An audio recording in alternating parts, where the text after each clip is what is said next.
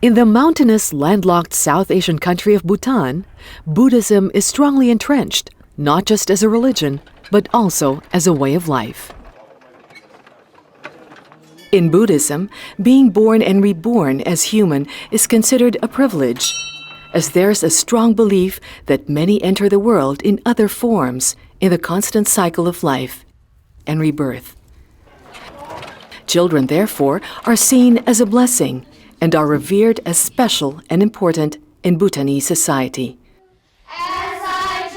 And like in other countries, they are seen as those who will one day inherit the earth.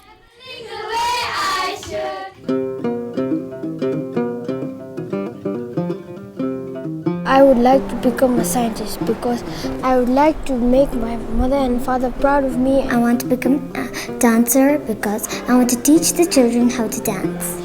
When I grow up, I want to become a teacher because I want all the people and students learn more about what are coming up. I want to be a doctor because I want to help the old, sick and the needy peoples. I want to become a fashion designer because I want to promote the culture of Bhutan through fashion. While each of them aspires to pursue their dreams, they will also inherit the nation's challenges. And this will depend greatly on Bhutan's development path over coming decades. Bhutan's economy is one of the world's smallest and least developed. Its rugged mountainous terrain is not infrastructure friendly and is an obstacle to economic development. We are a landlocked country. Our transportation costs are very high. Logistics costs are also very high. We cannot be competitive. Today, Bhutan is trying to expand its economy by tapping a resource the country is rich in, hydropower.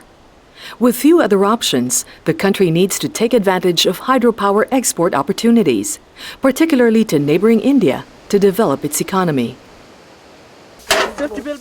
If the youth of the country are to prosper, the government needs to provide electricity to all rural households.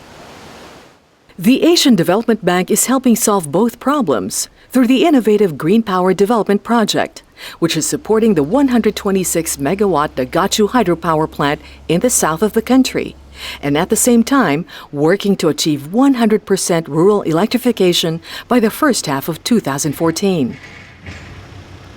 When you look at the importance of rural electrification, now people living in remote rural areas, for them, knowing that the country is making a lot of money through export of electricity really has no meaning if they do not have electricity.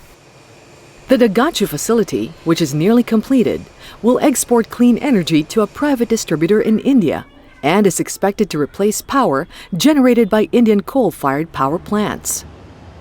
Export royalties, as well as the sale of carbon credits, will fund the rural electrification program and other government expenditures, including social services. You talk about schools, you talk about hospitals. These are all supported through the revenues generated mainly through hydropower sector. This village in Punakha district in western Bhutan is one of many still without electricity. At night, I have to use torch when child get up at night to drink milk. Very difficult is at night. I have to use torch and play with her. It's very difficult. Sometimes torch falling from my hand and hitting my baby. Thinli Wangmo's problems will soon be a thing of the past, as the government aims to provide electricity for all rural areas, including Balana village, soon. It is equally important for the government to ensure that we are able to provide this clean source of energy to our rural areas so that it will change their life.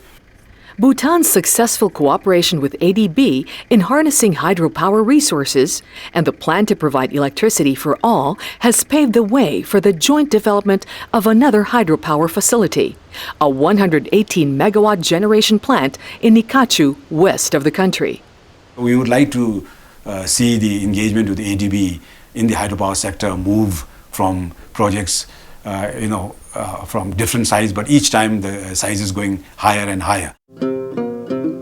As the country looks forward to the future, its hopes for a better tomorrow are shared by those who will benefit the most from the groundwork that is being built today.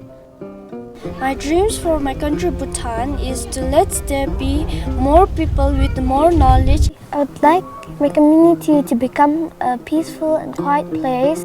I hope that Bhutan will become even more progressive and I will invent things to help Bhutan. One day, my country might develop by making people rich, wealthy, healthy, and by making new things that others haven't made. My dreams for my community and family is the happiness.